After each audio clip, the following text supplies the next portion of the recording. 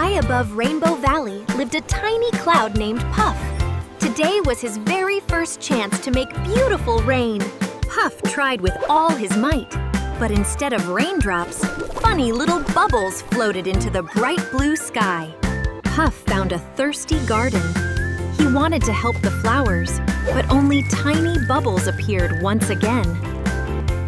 A friendly little firefly smiled and whispered, "Kindness fills every cloud with the..." Puff helped animals and children every single day.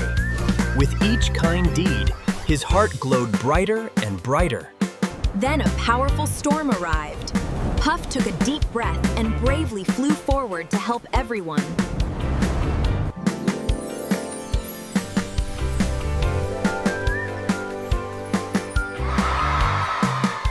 Puff discovered that the greatest magic comes from kindness, and the whole valley celebrated beneath a shining rainbow.